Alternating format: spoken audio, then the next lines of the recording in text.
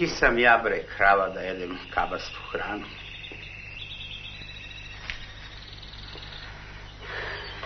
Nisam ja krava da jedem travu i lišće. Šika, šta ti zvoncava, Šika? Ama neću više da jedem travu, versteht? Warum, mein lieber Šika? Warum? Hoću da jedem, bre, meso, slaninu, sarmu, podvarake, razumeš ti srpski? Nein, masno, luto, kiselo, nichts. Pa se ugojiti, pa dobiti pritisak, to ne bi ti strafo. Ja, Šika, ja čitala jedna knjiga, jesti vitamini, tuko, šipeti. Ama, ženo, bre, bolje da umrem sit nego da živim gladan. Ti mora to jesti i šlus. Vorwärts. Ja to jesti. Neće više Žika. Pa nisam ja popanj.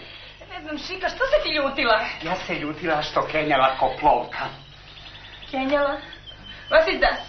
Ko plovka, te što je zeleno. Pljuc. Ti mora to jesti. Nema vrdac. Nema. Nema niks. Kod mene ima. Još malo pa ćeš početi seno da mi daješ. Halt! Al me preplaši. Ti mora jesti moj rucak. Tvoj rucak je mucak. Ja rucati tamo što ja teti. Auf Wiedersehen. Doviđenja! Pravo da ti kažem, Daro, od kada tebe nema, nisam se ljudski najeo.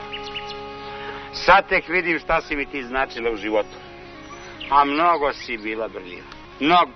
Ja ti lepo kažem, ne pentraj se po prozorima.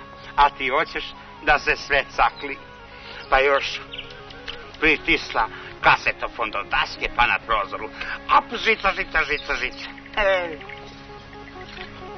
Žica. A ti, Daro, nisi tica da proletiš kroz prozor. I lepo sam ti govorio da paziš, da se ne strmekneš. A ti meni u inat. Ap, žica.